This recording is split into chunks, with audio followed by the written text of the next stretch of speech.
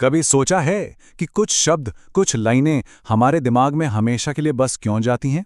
आज हम उसी राज से पर्दा उठाने वाले हैं। हम उस जादुई टूलकिट को खोलेंगे जिसका इस्तेमाल लेखक अपने शब्दों को यादगार बनाने के लिए करते हैं।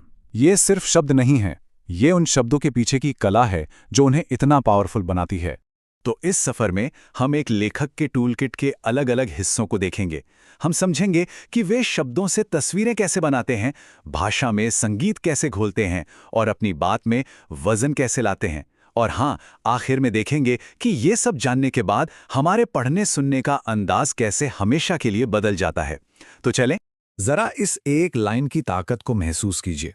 ये सिर्फ एक वाक्य नहीं है, ये एक एहसास है, एक उम्मीद की किरण। इसमें एक ऐसी शक्ति है जो सीधे दिल में उतरती है। तो सवाल यही है कि आखिर ऐसा क्या है जो कुछ वाक्यों को इतना असरदार बना देता है? क्या ये बस ऐसे ही हो जाता है? नहीं, बिल्कुल नहीं।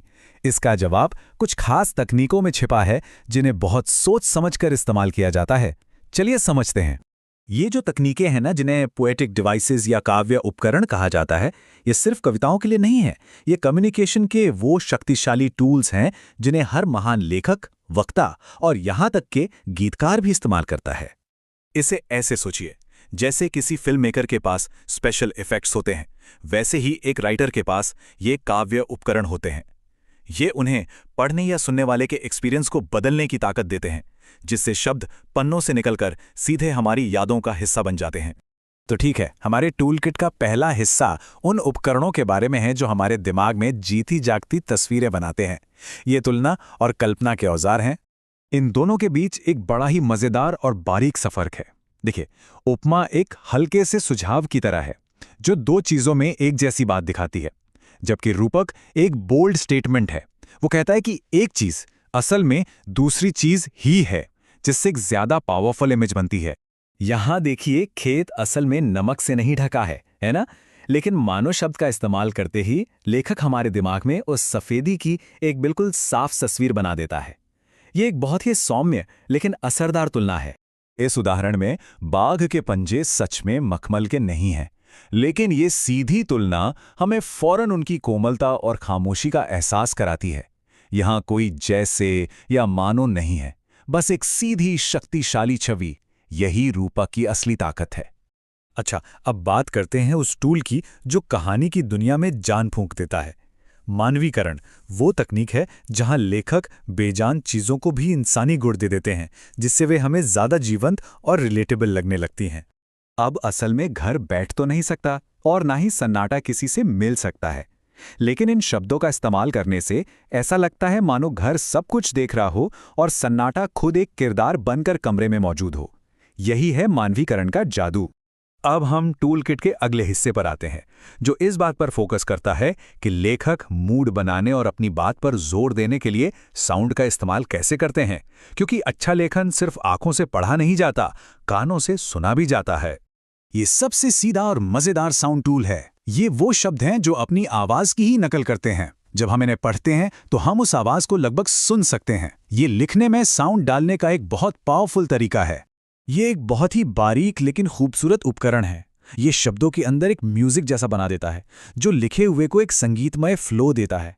इसे जोर से पढ़ने पर सबसे अच्छा महसूस किया जा सकता है। इस लाइन में ओ साउंड के दोहराव पर गौर कीजिए। Hold, those, favour. ये दोहराव एक गहरा, गूंजने वाला टोन बनाता है जो लाइन के मतलब को और भी मजबूत करता है। ये किसी म्यूजिक डायरेक्टर की तरह शब्दों के सुरों से खेलने जैसा है। ये सेक्शन उन टूल्स के बारे में है जो वाक्यों और आइडियाज को इस तरह से बनाते हैं कि उनका असर सबसे ज्यादा हो।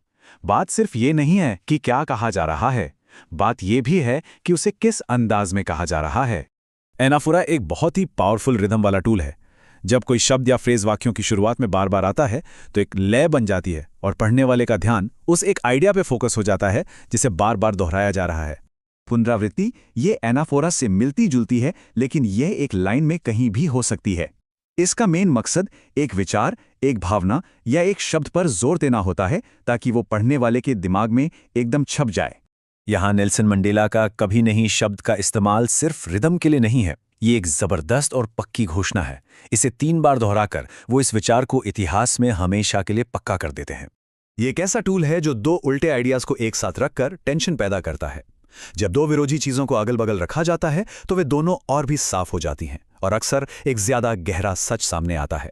गहराइयों को ऊंचाइयों के साथ और उत्पीड़न को चरित्र के साथ जोड़कर यह बात बहुत गहरी और यादगार बन जाती है। यही कॉन्ट्रास्ट ही इस आइडिया को उसकी असली शक्ति देता है। तो अब जब हमने इस टूलकिट के कुछ सबसे ज़रूरी औजारों को देख लिया है, तो चलिए इन सबको एक साथ जोड़ते हैं और देखते हैं कि ये हमारे लिए क्यों मायने रखता है। और सबसे ज़रूरी बात यह है कि ये टूलकिट यूनिवर्सल है। अब जब इन उपकरणों को पहचानना आ गया है, तो ये हर जगह दिखने लगेंगे, अपने पसंदीदा गानों में, मोटिवेशनल स्पीच में और महान कहानियों में। अब पता चलेगा कि हमारी पसंदीदा रचनाएं आखिर कैसे बनाई गई हैं। तो मैं आपको इसी सवाल के साथ छोड़ता हूं।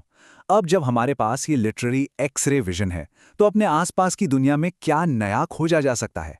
भाषा के छिपे हुए कोड को अनलॉक करने के लिए तैयार हो जाइए।